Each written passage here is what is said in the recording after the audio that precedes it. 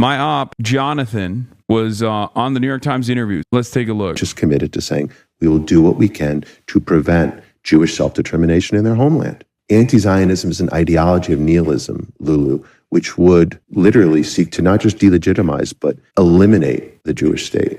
And that's very problematic. So you have equated anti-Zionism with anti-Semitism. It is. And I will say that in preparation for this conversation, I talked to a lot of different people.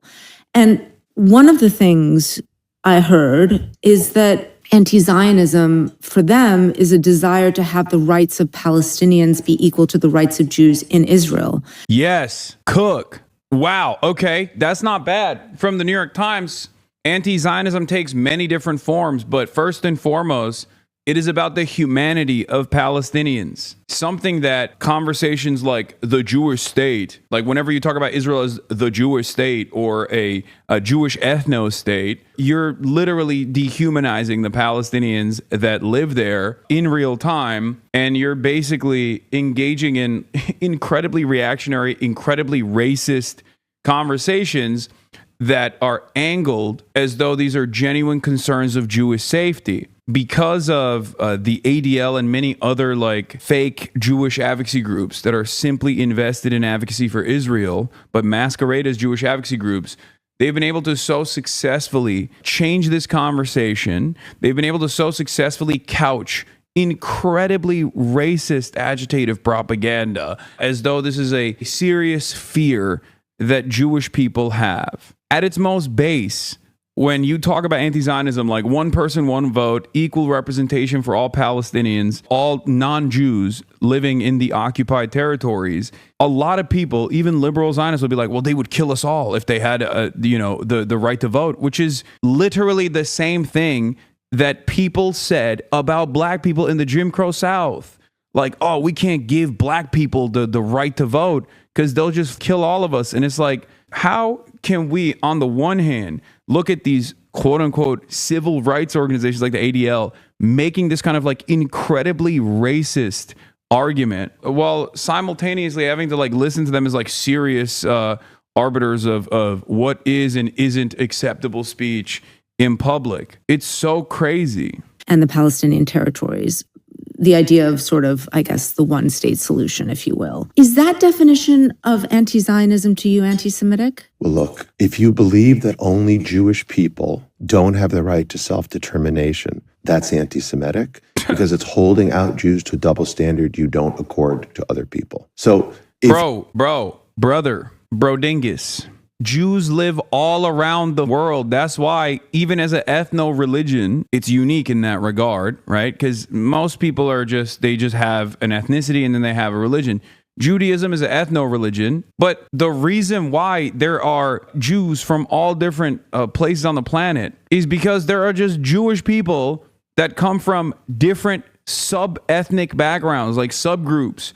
There are Arab Jews, there are Spanish Jews, there's Western European Jews and Eastern European Jews. You know, you can't just say like self-determination for the Jewish homeland when it's a project that requires the ethnic cleansing and displacement of the indigenous population there. I mean, yeah, you got Ethiopian Jews, you got Jews in Uganda, bro. You got Chinese Jews, there's Jews everywhere, you know? Let's continue. You believe my definition of Zionism, which is really not my definition. It's widely accepted. It's peculiar to me how anti-Zionism isn't the opposite of that. How people choose to interpret it. Bro, you can't just say it's like Jewish self-determination. It's like saying white self-determination. There's Jews everywhere, just like there's white people everywhere, okay? Oh, I don't get it. Like, I just want white self-determination. Why can't I do a homeland for whites? I don't get it. Everybody else has a homeland. Why can't we have a homeland for whites? Regardless of the history of marginalization and pogroms and even the Holocaust that Jews have withstood historically, Jews in Israel are the dominant group. Like, it is the supremacist group in Israel. So when you make this argument, it's no different than a majority white country talking about how we got to get rid of the non-whites.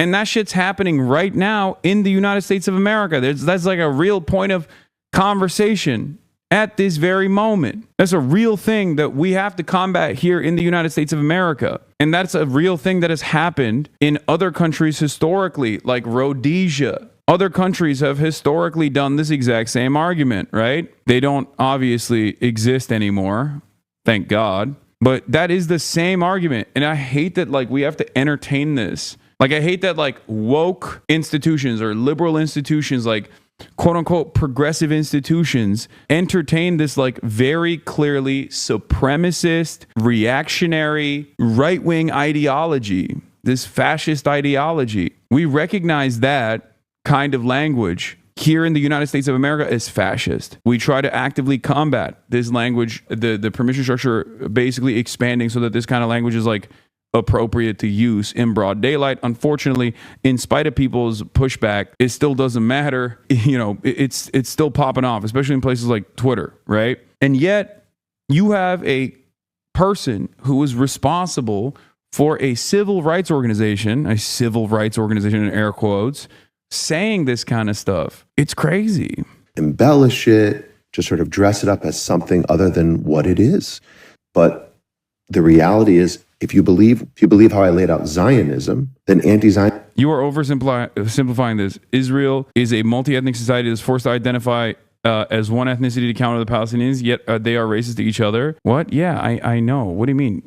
I am oversimplifying it because I'm trying to explain it to people. He's noticeably avoiding discussion of self-determination of the Palestinian people or how the self-determination of the Jewish people insists on the suppression of it. Exactly. The entire Zionist project relies on suppressing the self-determination of Palestinians, allowing the Palestinians to have sovereignty. That's what it is. The entire Israeli project revolves around this. The entire Zionist project revolves around this. And it was pretty simple. I think the challenge is if someone... Under modern international law and structures, all nations have a right to self-determination. That is, they have the right to govern themselves. They do not have the right to displace others to achieve it. Yeah, except this has been a problem from the start because this original movement was around Palestinians and their self-determination outside of existing under the rule of colonial powers, whether it be the Ottoman Empire or whether it be the British. But at that same time, once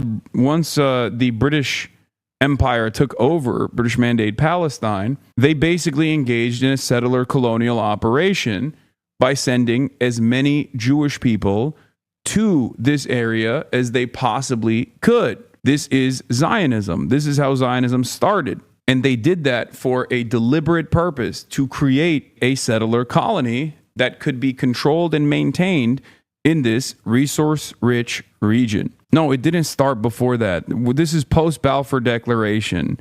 No, it didn't start before that. Before that, under the Ottoman Empire, there was like 2% of the Palestinian population was Jewish, and they just lived. They lived there alongside the Muslims and Christians as equal citizens under the banner of the Ottoman Empire. Zionism was a thing before British mandated Palestine. The British didn't start it. No, Zionism as an ideology had no motion before the Balfour Declaration. Theodore Herzl went to the Ottoman Empire and asked to get the land known as Palestine at the time, and the Ottoman Empire refused. That's not going to happen. So you're wrong about that. Pre-Balfour Declaration and pre-Christian evangelical Zionism, this movement did not have any weight to it whatsoever. Idiots bring up jizya to say they weren't equal. Yeah, I know. That's irrelevant. Even before the Nakba, while there was periods of struggle and revolts and riots against like the settler colonial occupation that was taking place, ultimately there were still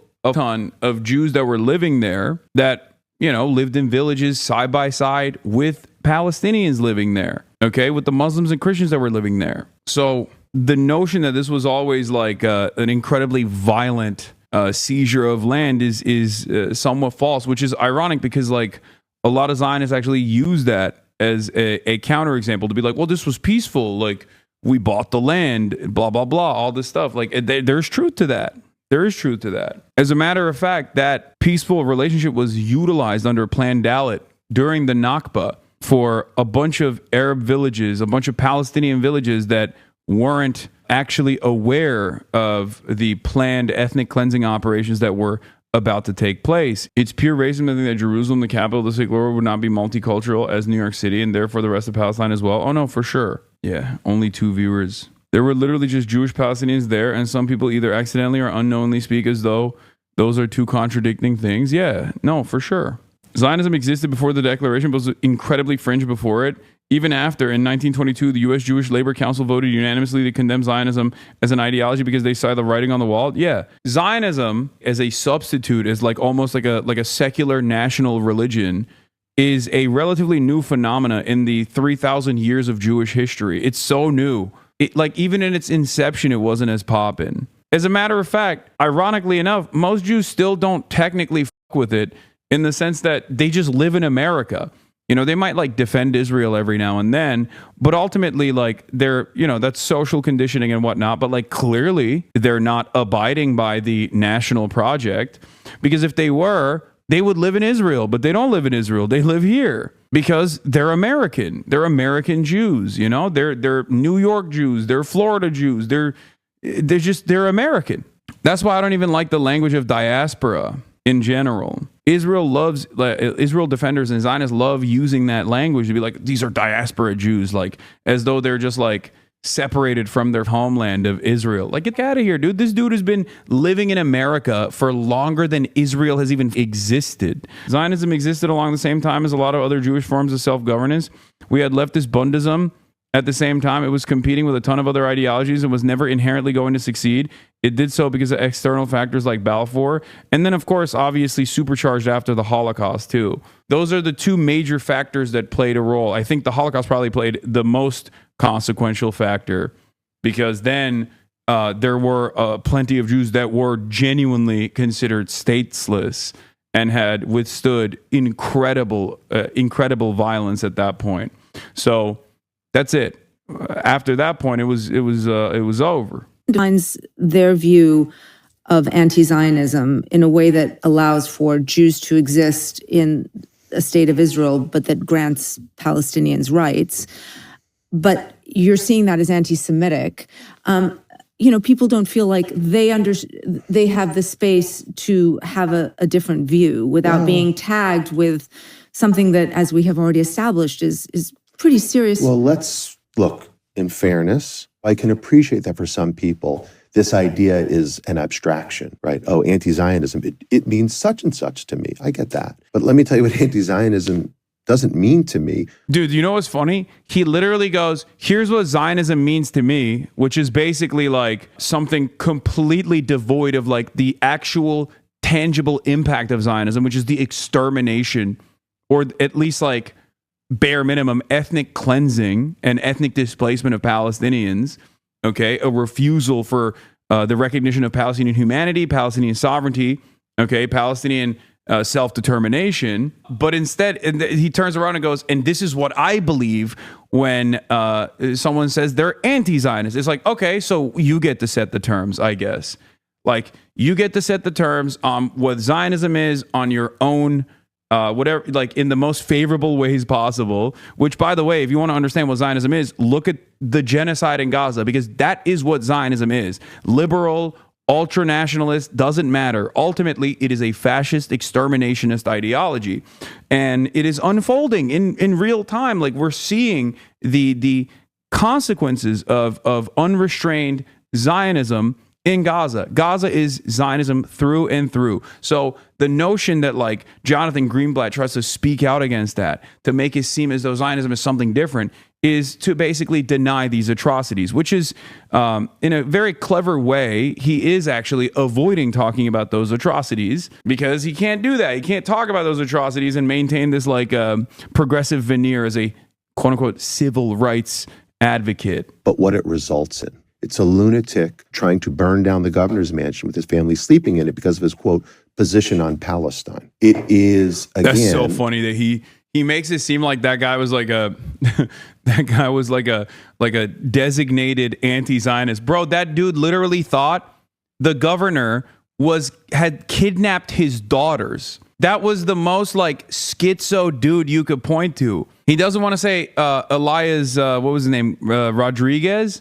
Because that is an anti-Zionist that actually engaged in an act of violence against two people that work for the Israeli state, that work for the Israeli embassy, that work for the Israeli government. That is an actual act of violence that is anti-Zionist, okay? You could just say that. Plenty of people think that that is completely unacceptable, but instead he has to just like make insane inferences. He just can't help himself. He has to be like, yeah, that guy who was that guy who literally was experiencing a mental health crisis in broad daylight that told the cops that the governor of Pennsylvania was actually kidnapping his daughters. That guy was actually engaging in an act of anti-Zionist terrorism. Come on, dude. Firebombing elderly people because you want to, quote, end all Zionists.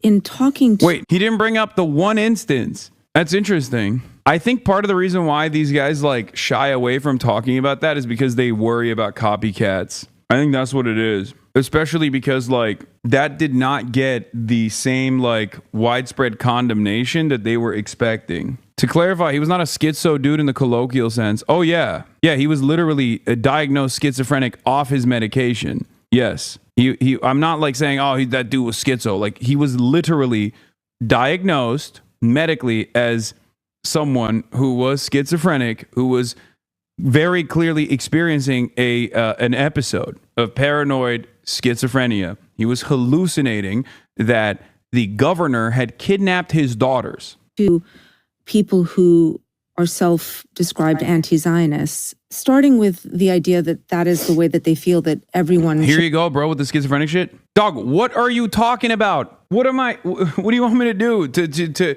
in order not to come across as like even remotely ableist? You want me to just like lie and act like the dude was not someone who was off his medication? That person was medically diagnosed with schizophrenia and he was off his medication. That's what his family, his immediate family said. And you can kind of make that inference regardless if you were to listen, like we did, to his 911 phone call. Rights in Israel and Palestine and Palestinian territories, to then extrapolate that they are somehow connected to murder, arson. I am not connecting those people. No, but that's kind of a slide. He is. You are. What do you mean? You just did. That's crazy. He just did. And then she goes, why are you connecting this to like the overwhelmingly peaceful like pro-Palestinian demonstrations and whatnot? And he's like, oh, I'm not doing that. You are. That's your whole job. Starting with the idea that that is the way that they feel that everyone should have rights in Israel and Palestine and Palestinian territories, to then extrapolate that they are somehow connected to... For the record, none of this is new. These tactics are not new. If you are tapped in to right-wing reactionary sentiment, as I am. 1 second. Murder, arson. I am not connecting those people. No, but that's kind of a sleight of hand and not no. fair. But I'm really not trying to do a sleight of hand. I'm just trying to understand. You say that anti-Zionism leads to, that is the inevitable sort of end to this kind of belief. So he's being disingenuous here, but I need you to understand something, okay?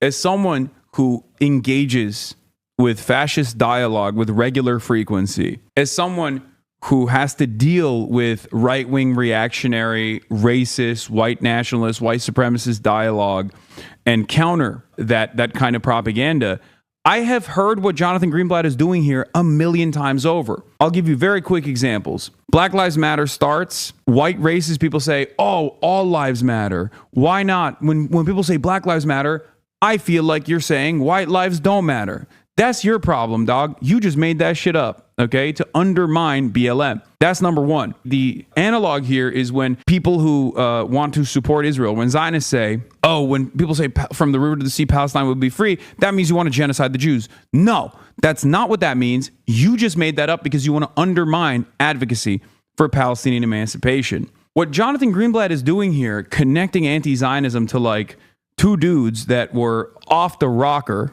engaging in acts of violence, is no different than when, once again, right-wingers like at Fox News and all these other institutions actively were saying, oh, well, you know, look at how violent BLM is. Look at how violent BLM is. Like, no, dude, the movement was about tackling police brutality and the disproportionate targeting of black communities. Okay, that's what it was about. That's always what it's been about. You can't just like point to extreme examples to be like, no, BLM means like sniping cops. as they tried to do over and over again. That's exactly what he's doing here, tying an entire peaceful movement, an entire progressive movement to extreme examples like this is identical to the way that racist white people on Fox News and other organizations like on the right have actively tried to do against BLM. Oh, they burned down cities. They sniped cops. Like, that's what it is.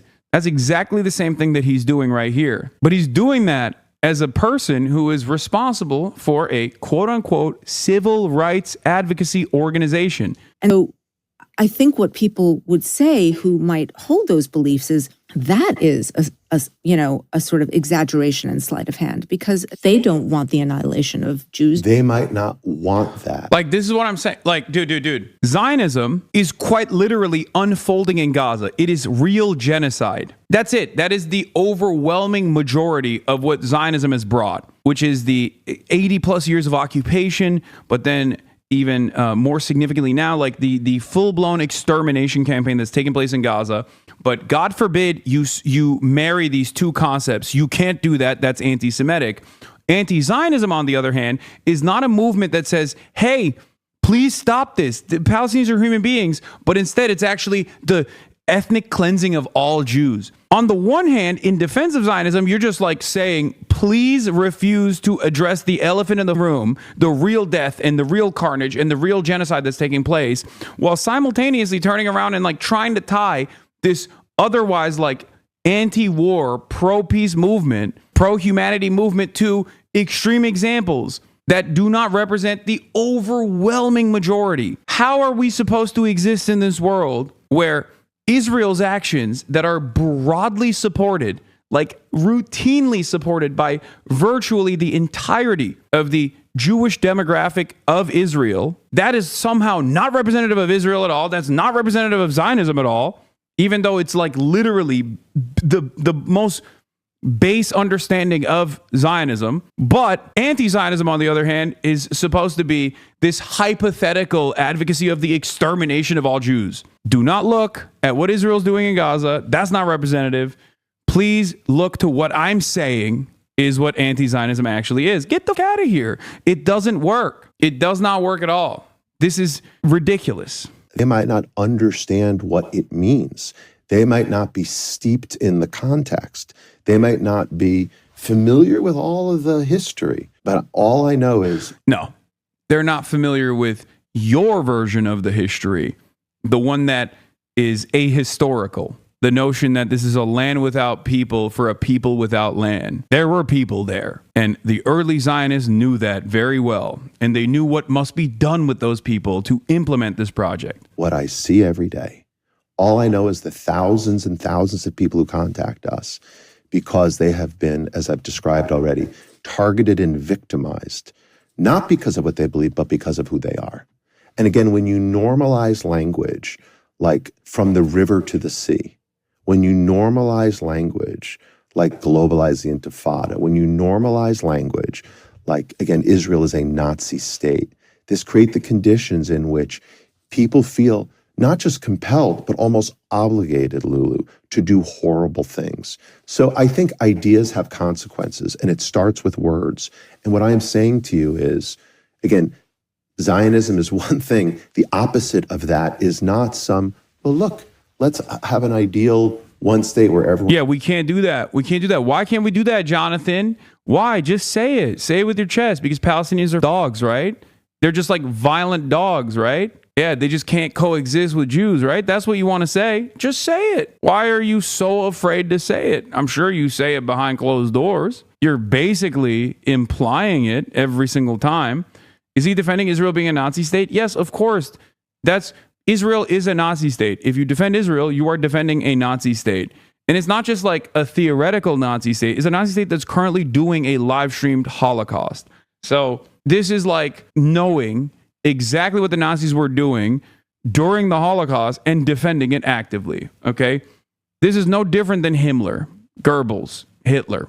It's the same shit. I'm not talking about that. I'm focused here in America on the felt experience of Jewish people. I'm sure. Yeah, it's shameless and also insanely intensely anti-Semitic, ironically enough. It is intensely anti-Semitic to put the feelings of American Jews that you, by the way, have made up. It doesn't even like correspond to reality. Jews are not monolithic, obviously. No group is. But you're basically saying, like, I am the top Jew, and all of the Jews in America are feeling really worried about the ways in which people are recognizing Israel's Nazi behavior. You're literally associating all Jews in America with Israel's Nazi project. That is unimaginably anti-Semitic. You saw my colleague Ezra Klein's recent piece on divisions within the Jewish community, because this is not just an active debate outside of the Jewish community. These definitely... yeah, exactly. And it's also irrelevant. That's the other thing. It is so irrelevant. Like, not only is it anti-Semitic because you're basically saying, like, no, all Jews care about Israel doing a genocide, and like they get really scared when people say Israel's doing a genocide. Please don't let people say Israel's doing a genocide, even though it is, because you'll hurt the feelings of Jews. Not only is it untrue, but even if it was true, it still would be irrelevant. You know what I mean? Even if Jews were a monolithic force, and they're not, but even if they were, and they were all like predisposed with like Israel doing a genocide, it still would be utterly irrelevant in the grand scheme of things. Do you think that genocide is appropriate or not is the actual question here. And how they're interpreted are also very vigorously debated within the Jewish community. Absolutely. And in that piece, he argues that the war in Gaza and Israel's actions over the past year there have broken the consensus around the central place Israel has for American Jews. And there was this one line in the piece that really struck me about how we think about the idea of self-determination. And he writes, and I'm quoting here, "The question is not whether Israel has the right to exist, it is whether Israel has the right to dominate." Israel does exist, right? But the question is, does Israel have the right to dominate, which is what has caused so much consternation about how Israel exercises its right to exist. Yeah.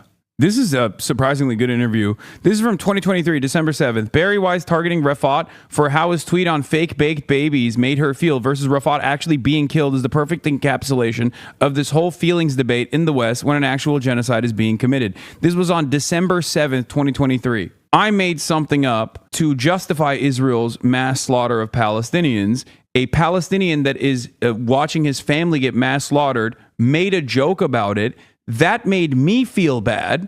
That made me feel small. That made me feel stupid. So I demanded that Israel take vengeance in my name, and Israel did. Israel killed Rafat and his entire family shortly after Barry Weiss put a target on his back. That is the real dynamic here. And yet we still talk about like what Jonathan Greenblatt has decided is the feeling of Jews overall. You know, we have to place that. We have to weigh that. Here is anti-racist ADL-CO laments rising intermarriage rates among Jews. Is it your sense that Jewish people are getting complacent, that they're not engaging to degrees and levels we should be? I have met a lot of October 8th Jews for whom the massacre on October 7th was a wake-up call. I've met a lot of people who feel much more galvanized, much more organized. But that will only be sustained if we offer them, ways to participate in a real and robust way in Jewish life. Mm-hmm. And whose responsibility is that? In essence? All of ours. Yeah. But this is why we need a revolution in our community on so many levels. So look, the reality is that intermarriage rates continue to go up. Assimilation continues apace. This is Nazi shit. What do you mean? Bro, this is what white supremacists say, man. This is shit that white supremacists say. Okay? How ironic that after a century of Jews are doing the great replacement to taint the pure white race, now you got a Jewish dude literally saying that about Jews. What he's describing here is quite literally what neo-Nazis say about race mixing, about miscegenation. That is literally what he is saying. Why is that appropriate? And look, I fight anti-Semitism. That is my job. Right. But I worry a great deal about broader questions of Jewish identity, as I think we talked about over lunch. This is why, there is a sense of honest jealousy in the framing of other prominent fascists like Richard Spencer or even Tucker Carlson or that Visegrad guy when he literally talked to Jonathan Greenblatt being like, why can't white people do Israel shit that Israel's doing for the Jews. Like you're the leader of the ADL, which plays a formative role in like tackling our white version of what Israel is doing. You won't let me do it. And I suspect the ADL is going to move in that direction now. They've already fired all of the people that were tasked with like the real civil rights advocacy, even though they have more support, more financial support than ever before post October 7. They fired every single person that was tasked with like combating racism and all these other forms of civil rights advocacy. ADL's metrics for anti-Semitism that changed after October 7. There was already a swing in the direction of like having this holistic approach to anti-Zionism as anti-Semitism, but it accelerated dramatically after October 7, where like more than half of the anti-Semitic incidents were literally just like anti-Zionist demonstrations happening, which, by the way, was absolutely elevated by the Biden administration and is part of the reason why the Donald Trump admin now can so easily act as though they are trying to tackle this issue. Right-wingers love creating hysteria around a fake problem and then having to enforce some kind of regulatory and often violent way of intervening in solving this fake problem. Crime panic and crime hysteria surrounding migrants is a great example of this, is a great analog of this. Demonizing Israeli Jews. Okay, so of course the ADL counts tons of anti-Zionist activity as anti-Semitism. Putting that aside, he admits he's bad at his job. This was the 5th time in the last 6 years that we've broken a new record. He said that just now. Demonizing Israeli Jews, of whom 79% are unconcerned with the humanitarian crisis in Gaza, is anti-Semitism. The second screenshot is from Haaretz. When it crosses the line, is not a criticism of Israeli policy per se, as he just said, but for example, the demonization of Israeli people. Okay? A vast majority of Israeli Jews, 79%, say they are not so troubled or not troubled at all by reports of famine and suffering among the Palestinian population in Gaza, according to a poll released yesterday. Let me explain something to you, okay? You know what this is? We're all progressives in this space. We've all encountered a moment, either directly or we've seen it happen in out in the real world, where people do something racist and then you call it out as racist, and then everybody gets mad at you for calling it out. That's literally what this is. You saying I'm racist is the real bullshit behavior. No, it's you and your ass thinking that like the genocide in Gaza is appropriate. That is the real problem here. That's the real problem. Yeah, friendly reminder that anti-Zionism existed before there was a state of Israel to eliminate. Anti-Zionism is the belief that Jews do not have the right. It is an ideology which is committed to saying we will do what we can to prevent Jewish self-determination in their homeland. Anti-Zionism is an ideology of nihilism, Lulu, which would literally seek to not just delegitimize, but eliminate the Jewish state. It's very problematic. I think the challenge is if someone defines their view of anti-Zionism in a way that allows for Jews to exist in the state of Israel but grants Palestinians rights, but you're seeing that as anti-Semitic people don't feel like they have the space to have a different view without being tagged with something that's pretty serious. And Jonathan responds with, I can appreciate that for some people. This idea is an abstraction. Oh, anti-Zionism, it means such and such to me. I get that. But let me tell you what anti-Zionism doesn't mean to me, but what it results in. It's a lunatic trying to burn down. We already saw that part. Other than Israel, give us an example where calling out racism is labeled as problematic. What do you mean? Among right-wingers, hello? Every right-winger. Have you never been around like a Republican, dude? That's precisely my point. Israel is a right-wing institution. It is a reactionary concept in and of itself. That's why it's identical to like a racist white Christian nationalist or whatever being like, oh, you're calling out this is racist. That's the real problem to me. That's it. In which he shares the outrageous conspiracy theory that Students for Justice in Palestine knew about October 7 attack before it happened. That's also another crazy thing. This guy is literally off his rocker. We didn't know exactly what had happened, who had perpetrated it, and yet SJP on the 8th already had their narrative pretty well developed. On CNN, Khalil publicly said anti-Semitism of any form or any form of racism has no place on campus and in this movement. And when asked, he wouldn't condemn Hamas at the same time in that same interview. Okay? He's like, still has smoke for Mahmoud Khalil. And of course, we already watched that interview on CNN where he was like saying, this is offering, because it's not about my political view about Hamas. They only want to hear yes or no. That's it. It's not about what I think about it. And this is being used to credit or discredit Palestinians. If I condemn Hamas, then I'm a Palestinian worthy of listening to. If I don't, then I'm not. And this is what Palestinians get angry with, this line of questioning. Because as I said, Palestinians are the ones that are now being starved and genocided. Because even if Hamas does not exist tomorrow, the Israeli occupation and supremacy would continue against the Palestinians. So it's not about Hamas, which is true. Like, Hamas is irrelevant. If the conversation is supposed to be about Israel's genocide, then any kind of violent resistance or any kind of violent militancy against said genocide is utterly irrelevant and inconsequential in this conversation. It's ridiculous. It's like saying, do you condemn the Jewish partisans during the Holocaust? Do you condemn any kind of resistance movement during the Holocaust? It's a ridiculous question to ask, and yet it is so normalized in our modern day discourse that it is the only question, it's the only game in town that you have to answer before you can ever make any statements. I've said this over and over again. You don't have to love Hamas to hate Israel. You hate Israel because Israel is doing a genocide. You hate Israel because Israel is built on the notion of Jewish supremacy and ethnic cleansing of non-Jews in the region. That's it. It's actually crazy to still have smoke for Khalil after he was jailed for months for having an opinion and being a peace activist, whichever side he shouldn't even matter. This is Nazi shit. And Jonathan is supporting the Nazi shit. Disgusting. Yeah, 100%. It's just like, it's ridiculous. It's ridiculous. It's a ridiculous question. The only people who I always say have to wear the Hamas banner are people who have actively defended this genocide until recently and only made a change of attitude now. Those people have to. Those people have to ride for Hamas to make up for the initial genocide defense that they engaged in. If they want, if they actually want to be welcome, they have to be wearing the specific Al-Aqsa flood banner too. Like not even just like the Al-Qassam brigades. Sorry, I don't make the rules. You know, you have to make up for what you did, which is once again far worse than October 7, like a million times worse than October 7, and yet it's in broader mainstream discourse, even among people who are like anti-Israel or pro-Palestinian, like pro-Palestinian, like they don't even see that. They don't see it as such. This is Gaza in 1994 when Israel soldiers were wandering the streets in Gaza, assaulting and bullying men, women, and children. No accountability ever.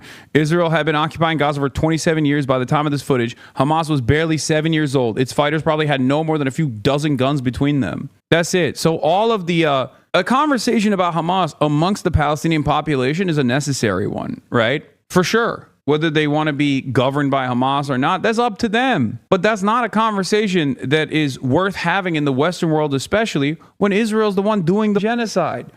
Like it's a irrelevant and deliberately unproductive conversation to consistently go back to because people don't want to speak about the actual things that are taking place right now, the actual violence, the actual atrocity, the actual genocide that's taking place. So they just go, but Hamas, but Hamas, but Hamas. The constant vilification of any sort of Palestinian resistance is a necessity. You have to talk about that because every moment that you spend talking about that, you're not talking about what Israel's doing. You're not talking about the real problem here. One concern that I've heard referring to the State Department officials say about the actions of this administration is that this government might be using anti-Semitism selectively to screen people with whom it might be ideologically opposed. Well, obviously, that would be a problem. Would it be a problem, Jonathan? I don't think anti-Semitism should be used as a political football by elected officials from either side. And so to the extent that the Trump administration or any other admin would use it as a pretext to go after people who they don't like or with whom they don't agree with on a broader set of issues, clearly I wouldn't agree with that, except you do agree with that. Having heard the word genocide is viewed when used against the Israeli state as basically an attack on Israel's existence itself, I just wonder if you view it that way or if you don't. Well, again, I don't begrudge David. I do think what's happening in Gaza is terrible, catastrophic situation. I don't think it's a genocide because that's a legal definition, which means an intentional effort. I don't have it. Yeah, he says, oh, I can't speak on a genocide. I have it here. It's a UN legal. Oh, shit. She pulled it out. Wait, hold up. I got to find this moment. I need to see this on video because this is a transcription of the interview. Because that's a legal definition, which means an intentional effort. And I don't have the dictionary in front of me. I have it here. But it says, intentional. Okay, what does it say? I mean, it's a UN, right? We should say it's a legal definition. And it says any of the following acts committed with intent to destroy in whole or in part a national, ethnical, racial, or religious group, such as killing members of the group, causing serious bodily or mental harm to members of the group, deliberately inflicting on the group conditions of life calculated to bring about its physical destruction in whole or part, imposing measures intended to prevent births within the group, forcibly transferring children of the group to another group. Bro, that's literally like Israel looked at that and was like, bet. Israel was like, oh, I didn't. Were you reading out the checklist of what we were supposed to do? Because it kind of seems like it's perfectly valid when we do it bar for bar, verbatim. What we're doing is kind of crazy that but Hamas. All you can do is condom hummus, October 7, condom hummus. That's all you got. You got nothing else. Well, so in fairness, I don't have that definition in front of me, right? and I haven't read it like you have before this. But what I'll simply say is that I don't believe the Israeli government is committing genocide. I don't think they're intentionally trying to destroy or annihilate a group of people. I do think this is a war that was started by Hamas. I do think Hamas has made the decision to black market and hoard the aid that comes in. The Hamas government has chosen to build tunnels below, not to create protective structures above. But Hamas, so we can ask ourselves, just as I thought, but Hamas, how convenient, dude. Didn't realize that you got that ace under your sleeve, you know? Had no idea you were going to hit the but Hamas trap card. Shocking. questions about who is really bringing the catastrophe to the Gazan people. But look, at the end of the How is there any daylight between you and Benjamin Netanyahu? This is what it is. When Zionism is at its final project stage, okay, the final solution for the Palestinians, there is very little daylight between the liberal Zionists and the ultra Zionists, okay, because ultimately they are tasked with defending Israel. And if Israel is doing a genocide, you have one of two options. You either look at that and go, all my life, I've been deluded into thinking that this was actually something that was good. This was a project for good. This was Jewish self-determination. I was wrong. This is what it was always about. And I find this to be utterly unconscionable as a Jew, especially given the historic significance of genocide towards Jewish people in Jewish history. I'm out. You either do that, and many Jews have done that, and many more Jews are doing that every day, or you find yourself in this position where you're basically the same as Benjamin Netanyahu, the same as Itamar Ben-Gvir. That's it. You're either propping up the Israeli state, which is a Nazi state, and this is your job now, this is what you're tasked with doing, or you have to become an anti-Zionist. It's that simple. Because genocide, unlike many other historic atrocities, unlike many other convoluted political events, genocide is as black and white as it's going to get. Genocide and chattel slavery are the two instances where, like, even historians will roundly say, this is black and white. It's the crime of all crimes. There's no fence sitting on this. There's no, like, liberal Zionist permission structure on this. I'm sorry if that offends your sensibilities. I'm sorry if you want to feel as though you want to continue defending the state of Israel and its nationalist Nazi project, its Holocaust, while being in the polite comforts of liberal society. But welcome to the other side. You know, for decades, the pro-Palestinian position was roundly condemned and criticized, pushed aside. There was a massive momentum for progressive except for Palestine in almost all progressive circles. So this notion where you try to act as though you have anything to say, any defense of this position, while still maintaining some kind of like liberal veneer is gone. It's done. It's over. It's Jover. For me, it's not about how we define these things. Again, we talked about this last time. Anti-Zionism is an interpretation. It's a fact. And the pain and hunger and tragedy in Gaza is a fact. And the deaths of civilians are a fact.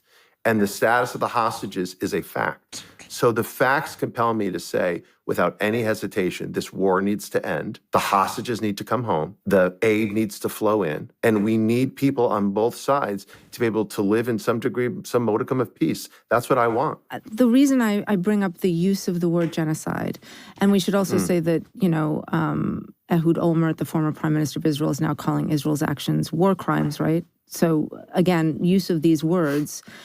Yeah, permission structure is expanding. You couldn't do that a year ago. Now, you got former Likud prime ministers saying it's a litany of war crimes. A couple months from now, maybe they'll arrive finally at the position that Israel is committing a genocide. Who knows? The point here is to bring as many people on board as quickly as possible and to create more and more pressure, as Rashida Tlaib talked about yesterday. It gave me a lot of confidence, and it made me happy to see that American politicians who have tremendous power in being able to stop Israel's genocide are actually responsive or actually do have their feelings hurt by people showing up at their events. You need to be way more aggressive. What people are doing to Bernie Sanders, they should be doing a million times over to every single Democrat and every single Republican. Hamas has been terrorizing Israel for generations and you support them? You moron. Hamas hasn't even been around for generations. This is the problem. You don't know anything. Yeah, Mo Salah said how there's a famous Palestinian football player who was assassinated by the state of Israel at the point of aid distribution when he was trying to secure Suleiman al-Obeid, known as the Palestinian Pele. This happened a couple days ago. Now, he was killed while he was trying to get aid, like humanitarian aid, like food for children. Okay, he was shot and killed in that process. He's a very famous Palestinian athlete. And this obviously is a horrifying event, but it's one that has unfortunately happened far too many times at this point. So Mo Salah, who is one of the most famous players on the planet, he's Muslim, he plays for Liverpool, he's Egyptian, came out and said, can you tell us how he died, where, and why? Because everybody at this point knows that Israel killed him. Israel murdered him, just like Israel has murdered countless others. That's the reason why UEFA tweeted this like wishy-washy bullshit, because UEFA still allows Israel to play in Euro competitions. They made it seem like he was retiring or something from football. Or maybe he died in his sleep. He didn't. He was starved. He was starved like every other Palestinian in the Gaza Strip and then shot and killed in a horrific crime. Yeah, exactly. Russian teams are banned, and yet Israel continues. Israel continues to sports wash. Israel continues to participate as though it's a normal country in the global stage. It is not. It is directly at odds with how we understand history, and yet Israel still persists. This is why I say this issue, Israel's genocide, and the Western world's contribution to Israel's genocide is going to inevitably rip apart Western society as we know it, because it is such a glaringly obvious wrong that any support for it and any continuation of it is making people realize that their cries for help go nowhere.